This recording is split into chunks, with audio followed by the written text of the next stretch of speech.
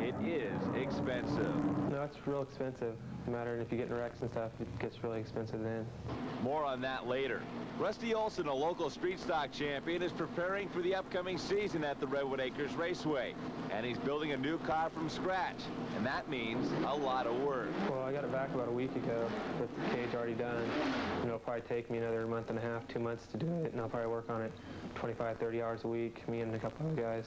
When you get set to build your mean machine, the first thing a driver will look for is a fast and dependable motor. Well, I think ideally if you can get up, you know, maybe 13.5 to 1 compression, you would be in pretty good shape. And I really don't know the horsepower, but I would guess in the low 400s.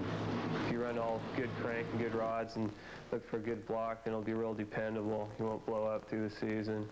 To go along with a fast and dependable motor, drivers also look for the right chassis. I like that all the bars are low in it, so it keeps all the weight low to the ground, and it's pretty light for street stock.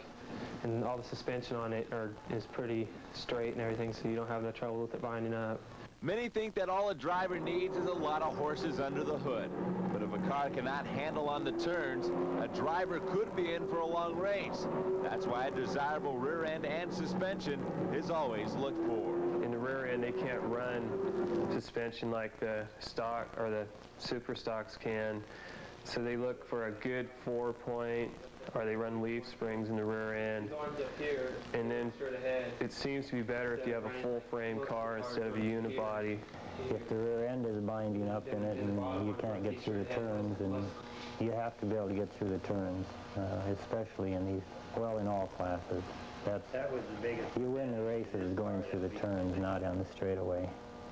So the better the car will handle, the faster you'll be able to go.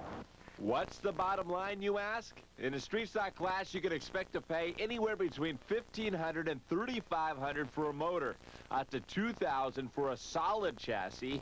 A rear end could run from $200 to $1,000, and add all your spare parts, including tires and such. And a driver's looking at a cost of anywhere between $3,700 to $8,000 to be competitive.